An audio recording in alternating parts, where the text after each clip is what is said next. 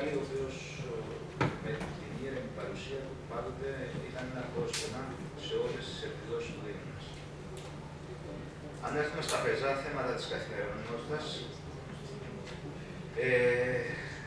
ας διαπιστώσουμε καταρχήν πώς αντιμετωπίστηκαν σήμερα οι φίλοι πολίτες οι οποίοι ήρθαν να παρουσιάσουν το πρόβλημά τους. Έχω την αίσθηση ότι η μέρα του πολίτη, με τον τρόπο που διεξάγεται η συζήτηση, είναι ατελέσφορη. Δημιουργεί μία αίσθηση μη ικανοποίησης στον πολίτη ο οποίος έρχεται να πει το πρόβλημά του. Εδώ θα έπρεπε να δούμε σοβαρά δύο ζητήματα. Το ένα αφορά την άποψη που παρουσιάστηκε από τον κύριο Μακρύ.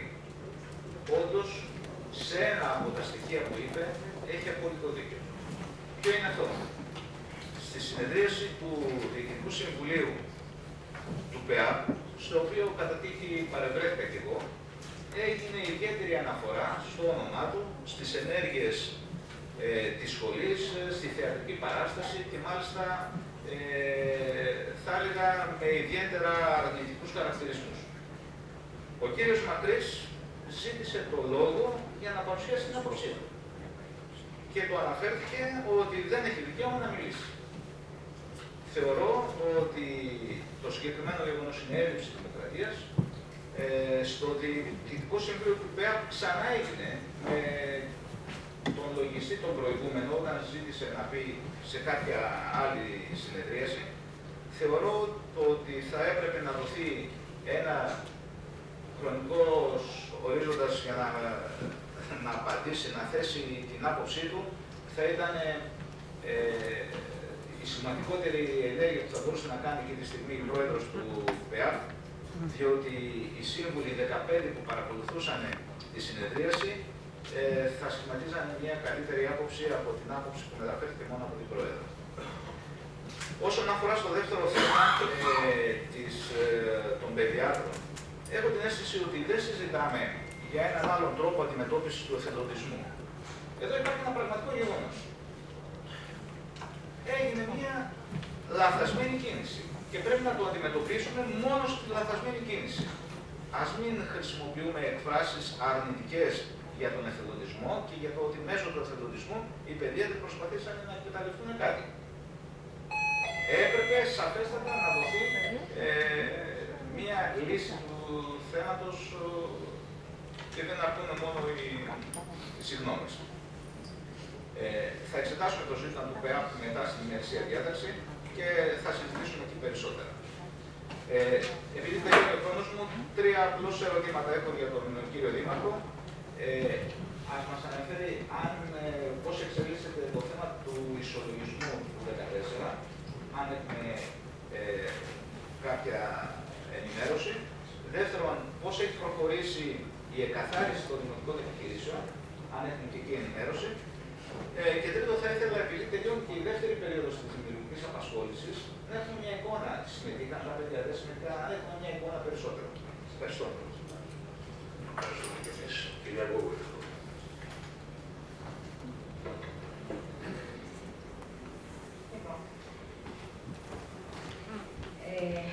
Πριν να αναφέρω τα δικά μου θέματα τα οποία έχω σημειώσει, επειδή δεν μπορούσα να παρευρεθώ εδώ την ώρα του Δημότη για ένα δικό μου προσωπικό θέμα, έκπληκτη ακούω τον κύριο Πάνελο να μιλάει για αυτά που συνέβησαν την ώρα του Δημότη.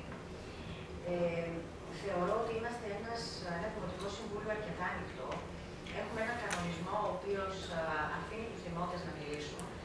Αλλά, ναι, αυτό λέω, αφήνει τους δημότες να μιλήσουν, αλλά από την άλλη μεριά πρέπει και οι δημότες να πάρουν μια απάντηση. Δεν ξέρω τι ακριβώς συνέβη, αλλά κάθε δημότης έχει δικαίωμα στο να ακούσει μια γνώμη, είτε του αρέσει είτε όχι, αλλά να ακούσει κάποια συγκεκριμένη άποψη από εμάς τους Δημοτικούς Συμβούλους ή από το Δήμαρχο. Αν λοιπόν δεν ικανοποιήθηκαν τα αιτήματα των δημοτών, θεωρώ ότι θα πρέπει να το ξαναδούμε.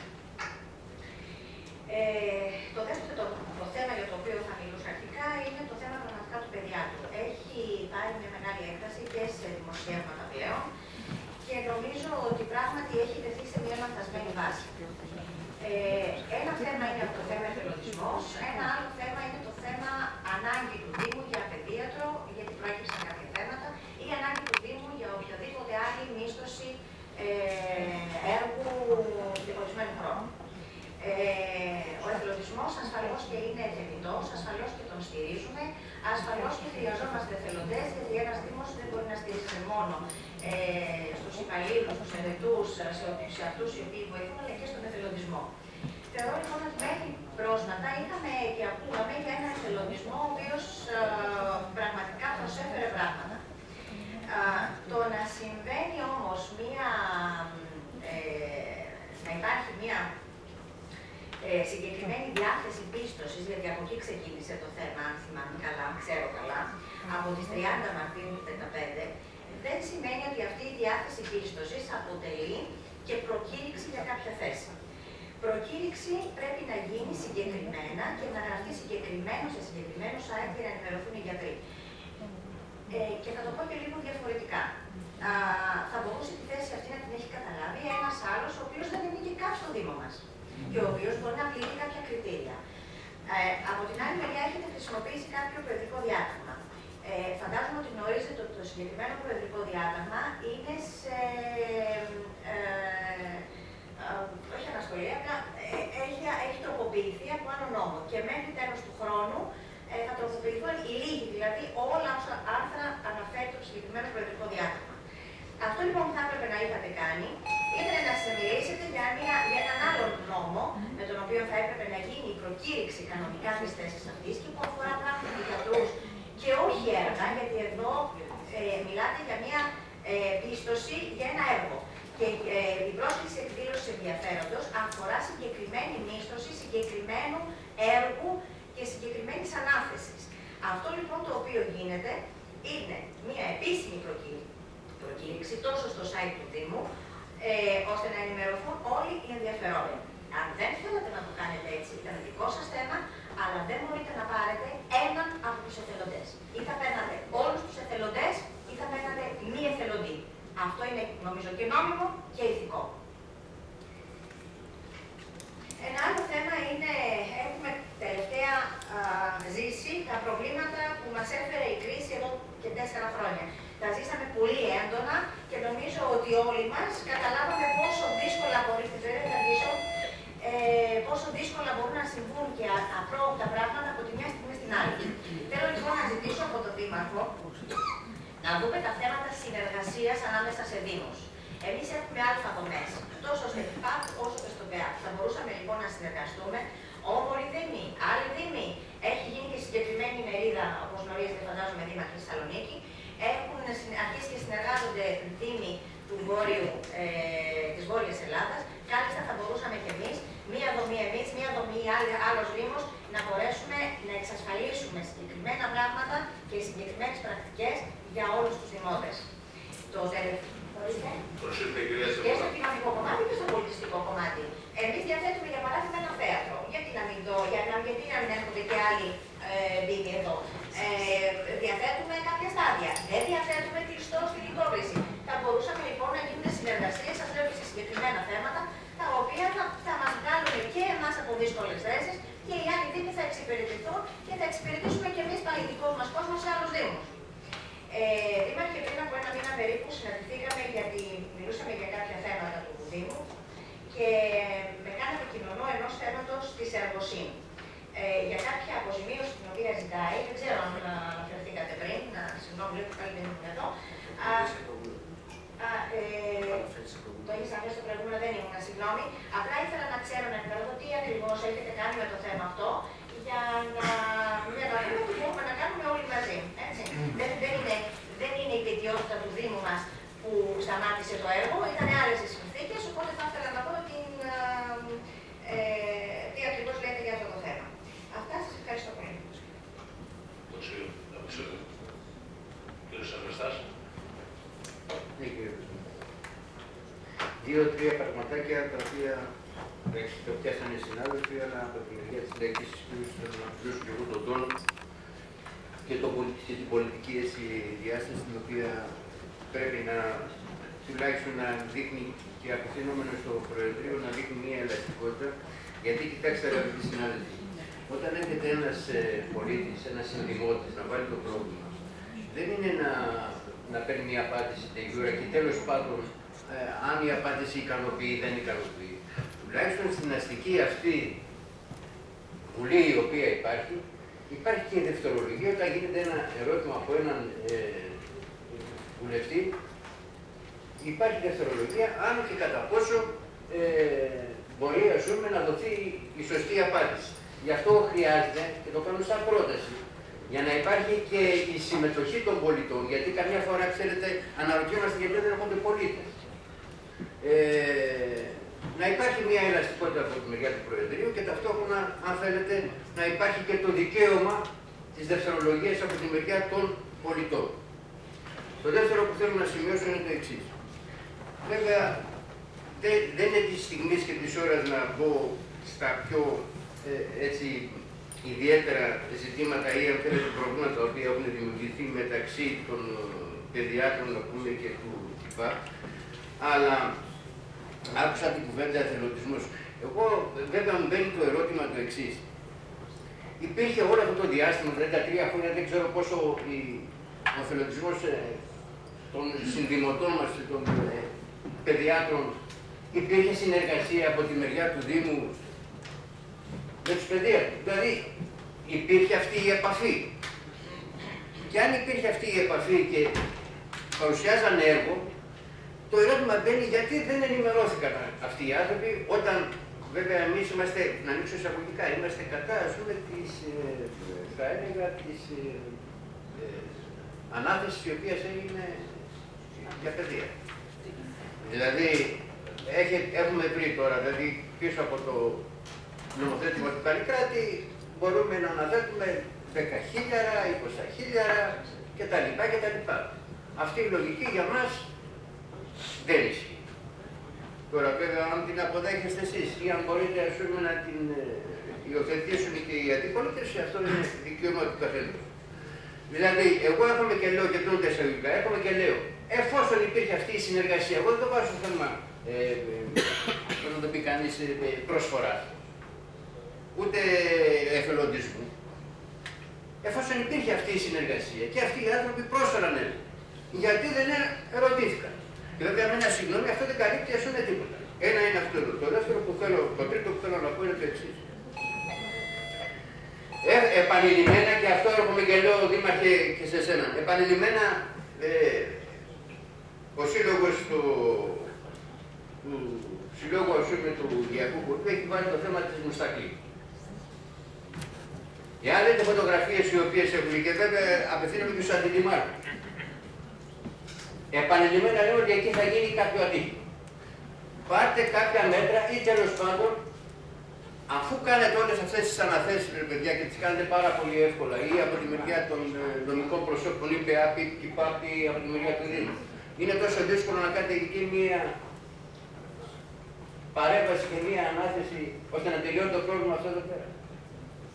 Δεν ξέρω, περνάτε εσείς που είσαστε κάτοικοι της περιοχής εκεί.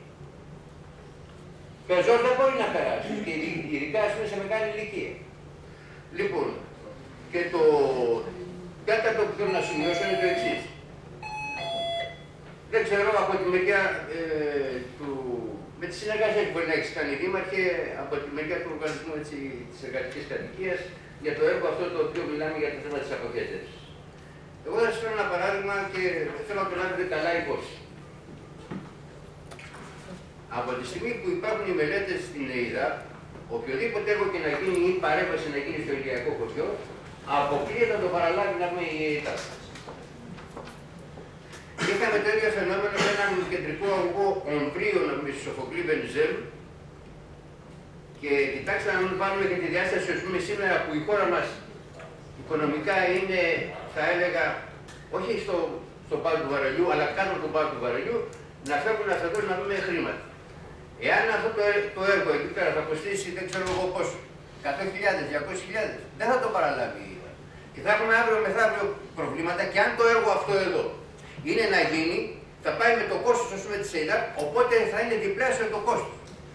Και το παράδειγμα σας φέρνω στο Σοφοκλή Βενιζέλου, το πλήρωσε να πούμε η περιφέρεια και ταυτόχρονα πήγε, καταστράφηκε το έργο. Ενώ υπήρχε λειτουργικότητα να πούμε 4-5 χρόνων, καταστράφηκε το έργο γιατί τις μελέτες είχε η ΕΔΑΠ και ξανακάνανε πάλι με 180 φύ, όπως ήταν δηλαδή ο Αυγός, τον έκανε η ΕΔΑΠ για να δώσει την υπογραφή.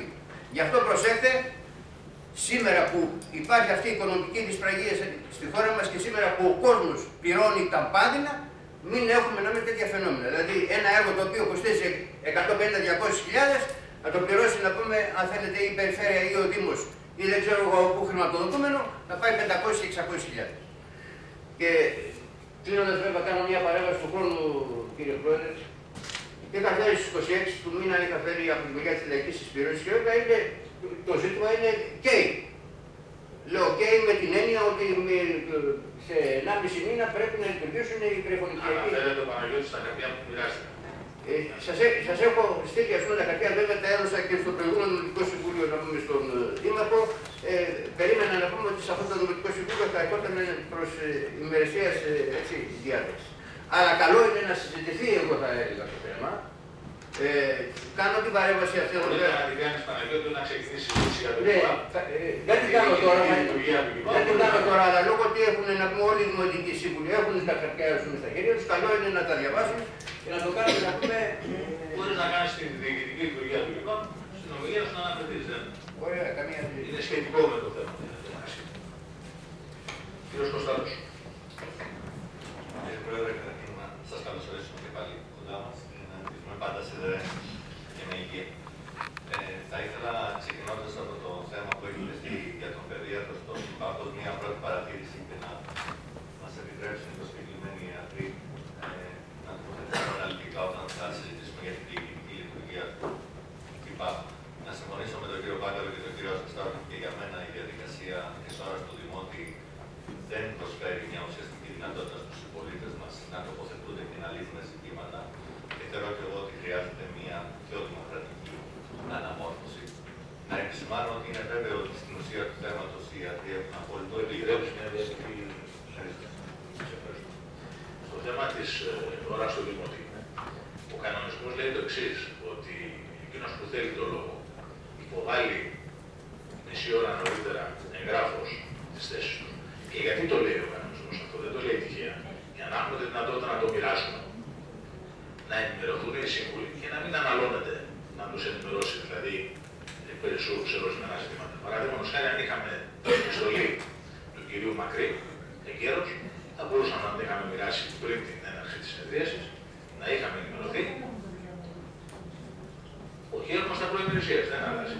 Αυτό λέει ο κανονισμός και αυτό είναι το πνεύμα. Αλλά μπορούμε δηλαδή και από τους δημότες να το τηρούμε. Εμείς δεν τα ζητάμε, το έχουμε πιο ελαστικό, αλλά έτσι το λέμε. Σχολείς για την διακοπή, ήθελα λοιπόν να πω ότι έχουμε προφανώς δίκιο στην ουσία του θέματος και αυτό είναι το σημαντικό.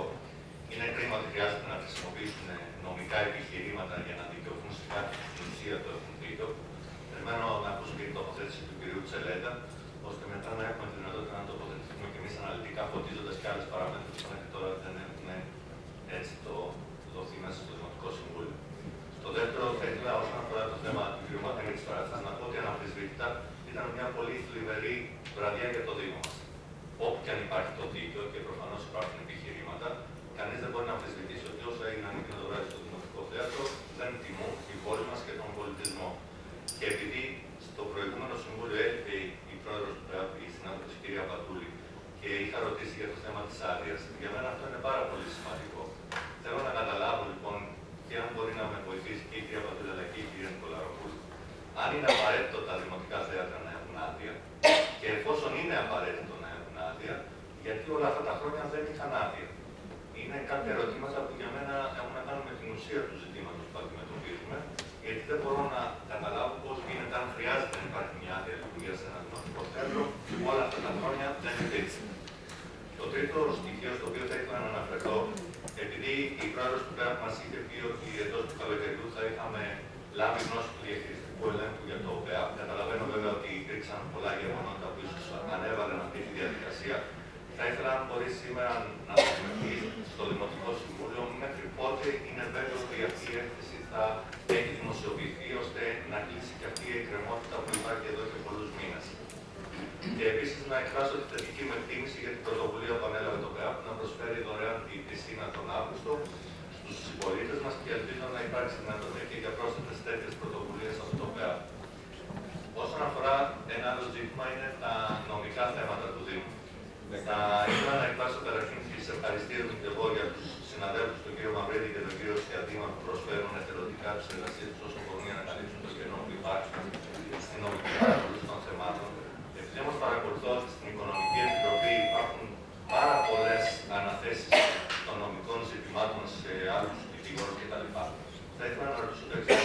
Αν μπορούν να μας πούν ποιο είναι περίπου αυτό το κόστος που μέχρι σήμερα υπάρχει στο Δήμο μας, επειδή ακριβώς δεν υπάρχει δικηγόρος. Δηλαδή, όλες αυτές οι αναθέσεις, ποιο ποσό περίπου έχουν κοστίσει, που θα μπορούσε αλλιώς η ίδια η υπηρεσία του Δήμου να το έχει αναλάβει. Ένα δεύτερο, γιατί δεν το γνωρίζω και θα ήθελα να ενημερωθώ, με ποιο τρόπο γίνεται η διαδικασία επιλογής των δικηγόρων που αναλαμβάνουν τις υποθέσεις. Και τέλος, θα ήθελα, κύριε Δήμαρχε, να σας πω, παρακολουθώντας το Facebook τη σελίδα της εθελοντικής λογοτεχνίας που έχει γίνει τα 2 τελευταία χρόνια, έχω καταλάβει ότι ο κ. Μαρταβίνου που είχε αναλάβει την πρωτοβουλία για να γίνεται, φέτος δεν μπορεί να ανταποκριθεί στα καθήκοντα για διάφορους λόγους. Επειδή θεωρώ ότι είναι πάρα πολύ σημαντικό να γίνεται η λογοτεχνία που είχατε θέσει και εσείς υπό την αιγίδα σας, θα ήθελα να σας παρακαλέσω αν μπορείτε να αναλάβετε μια πρωτοβουλία συνεννοούμενη μαζί του, ώστε να διασφαλίσουμε ότι θα πραγματοποιηθεί και φέτος εντός του Σεπτεμβρίου, γιατί νομίζω ότι όλοι μας ομονοούμε και συμφωνούμε ότι είναι ένας θεσμός πολύ σημαντικός που βοηθάει σε πολλά επίπεδα το Δήμο μας. Ευχαριστώ. Το λόγο έχει η κυρία Παπούλη. Κύριε συνάδελφε, καλησπέρα σας. Θα ήθελα και εγώ να εκφράσω τη θλίψη μου και θερμά συλληπιτήρια για την απώλεια του Μιχάλη Καβιάκη. Δυστυχώς όμως πρέπει να προχωρήσουμε επί του πρακτέου. Θα ήθελα λοιπόν να διασαφηνίσω κάποια πράγματα τα οποία υπόθηκαν, τα οποία είναι αρκετά και θα ήθελα λίγο να μπορέσουμε να μπορούμε να παρεμβαίνουμε λίγο στο θέμα του χρόνου για να δώσω απαντήσεις σε όλα όσα υπόθηκαν. Αυτό λοιπόν θα ξεκινήσω από το εξής, ότι το νομικό πρόσωπο του ΠΕΑΠ καταρχάς διαθέτει, όπως όλοι γνωρίζουμε, ένα δημοτικό θέατρο για τη διενέργεια πολιτιστικών εκδηλώσεων και θεαμάτων. Αυτό το θέατρο λοιπόν παραχωρείται με σταθερούς όρους και κάτω από κάποιες ορισμένες προϋποθέσεις, οι οποίες όπως όλοι γνωρίζουμε έχουν αποφασιστεί μέσα από τα διοικητικά συμβούλια του ΠΕΑΠ αλλά και μέσα από τις αποφάσεις του Δημοτικού Συμβουλίου. Εξαιρέσεις λοιπόν δεν μπορεί να γίνονται σε αυτούς τους κανόνες.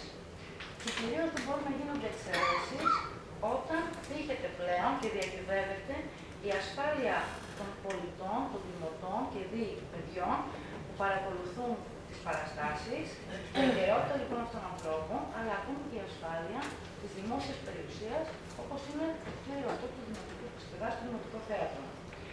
Για την ελόγω λοιπόν παραχώρηση με τη συγκεκριμένη σχολή υπεγράφει ένα συμφωνητικό. Το έχω εδώ στα χέρια μου. Στην παράγραφο λοιπόν 8 γίνεται λόγος για καλή χρήση και επισκευές. Στο τέλος λοιπόν του παραγράφου, βάσει του συμφωνητικού μίσθωσης, αναφέρεται. Θα μου επιτρέψετε να το διαβάσω, γιατί υπόθηκε ότι δεν έχει αναφερθεί αυτό ξεκάθαρα. Ο μισθωτής έχει υποχρέωση να χρησιμοποιεί το μίσθιο με τρόπο που να μην φύγει την ησυχία, την υγεία, την εργασία, την ασφάλεια και τα χρηστά είδη του εκμισθωτή και των λοιπόν γειτόνων και απαγορεύεται η αναποθήκευση ή αναπόθεση των μισθείων και στους κοινόχρηστους χώρους αυτού έφλεκτων ή δύσσωσμων υλών, καθώς και μηχανημάτων που προκαλούν θόρυβο, τέτοιο που να προσβάλλει τους κανόνες της κοινής ησυχίας, τους ισχύοντες νόμους και τις αστυνομικές διατάξεις. Ρητά επίσης απαγορεύεται οποιαδήποτε ενέργεια η οποία θα μπορούσε να προκαλέσει κίνδυνο στο κτίριο όπου στεγάζεται ο Δήμος Λυκόβος της Πέμπτης. Βάσει λοιπόν αυτού, θέλω να πω ότι υπάρχει στα χέρια μας ένα συμφωνητικό μίσθωση, το οποίο όπως γίνεται κατανοητό σε όλους, δεν χρειάζεται να έχουμε ιδιαίτερες νομικές γνώσεις, έχουμε αναθέτηση αυτού του συμφωνητικού. Αυτό είναι το ένα στοιχείο που θέλω να καταθέσω. Θέλω όμως να επισημάνω και κάτι άλλο. Εδώ πέρα υπάρχει, όπως το παρακολούθησα πολύ προσεκτικά και έχω και την ιστορία στα χέρια μου, μία εκτεταμένη, για να μην πω σκόπιμη, προσπάθεια διαστρέβλωσης όλων των γεγονότων που παρακολουθήσαμε όσοι βρισκόμασταν εκεί εκείνο το βράδυ. Πέρα όμως από την προσπάθεια αυτή διαστρέψης πραγματικότητας, υπάρχουν κάποιες αντιφάσεις. Σε κάποια στιγμή μας ανέφερε ο κύριος Μακρύς, ο οποίος παρίσταται να ακούσει τις απαντήσεις, νομίζω δεν παρίσταται. Αυτό θα πρέπει να το λάβουμε σοβαρά υπόψη. Όταν κάνουμε μια καταγγελία, θα πρέπει, αν μη τι άλλο, να είμαστε παρόντες, να ακούσουμε και τις απαντήσεις. Λοιπόν, υπάρχουν λοιπόν κάποιες αντιφάσεις. Αναφέρεται σε πολύ στενή συνεργασία με τους Δήμους, μεταξύ των οποίων και το Δήμο Πέτρης Λυκόβησης. Από την άλλη όμως πλευρά, δηλώνει πλήρη άγνοια για την ύπαρξη της αδείας του Δημοτικού Θεάτρου και του πιστοποιητικού και ασφάλειας του Δημοτικού Θεάτρου Πέφτης. Εγώ λοιπόν θέλω να ενημερώσω ως πρόεδρος του Δημοτικού Προσώπου σε αυτή τη θητεία, αυτή την 9η θητεία που έχω, ότι έχουμε προβεί σε όλες τις απαιτούμενες ενέργειες, έχουμε καταρτήσει το φάκελο όλων των πιστοποιητικών που χρειάζονται για την αδειοδότηση του θεάτρου.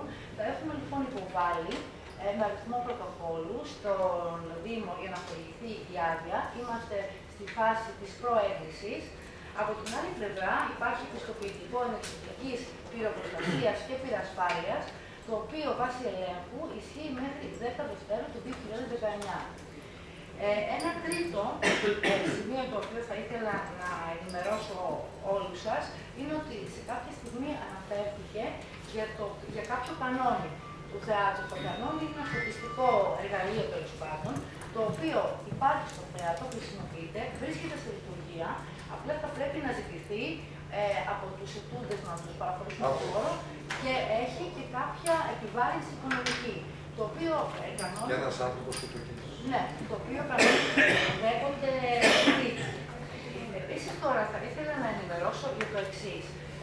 Σε αυτή την πράγματι πολύ θλιβερή βραδιά πολιτισμού στο Δήμο μας, εγώ θέλω να ενημερώσω ότι ήμουν παρούσα, διότι την ίδια ακριβώς ώρα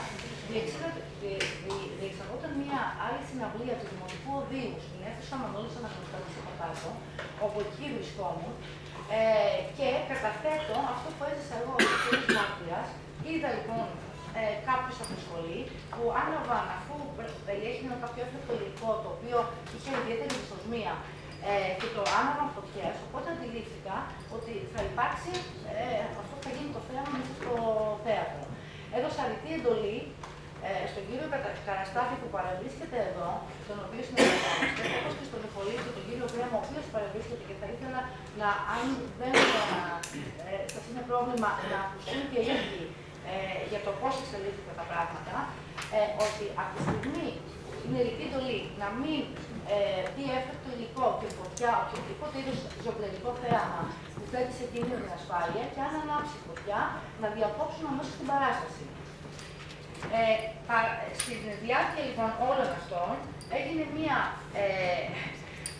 συμπεριφορά bullying, τη χαρακτηρίζω, στο πρόσωπό μου αλλά και στο πρόσωπο των αντιδημάρχων που έτυχε να παρευρίσκονται, αφού προσπάθησαν να ξεσηκώσουν ένα κλίμα οργής ενάντια στη διοίκηση του ΠΕΑΠ, η οποία είναι τρελή και ξαφνικά δεν παραχωρεί το θέατρο έναν διαιτητή μου ξαφνικά διακόπτει την παράσταση. Όχι φυσικά.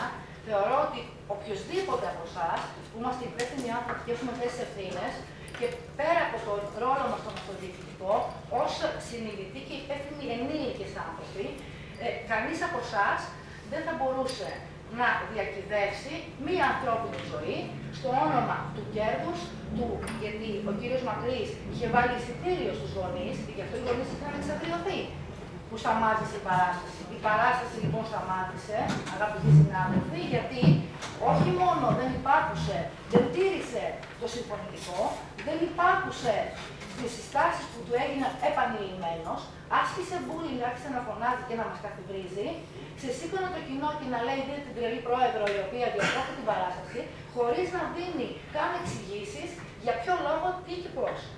Απέναντίας, θεωρήσαμε με όση ψυχραιμία είχαμε να προκρίνουμε και να θέσουμε ως πρώτη και βασική προτεραιότητα την ασφάλεια των ανθρώπων, γιατί ήταν 400 άτομα μέσα στο θέατρο και παιδιά. Και γι' αυτό διεκόπη η παράσταση.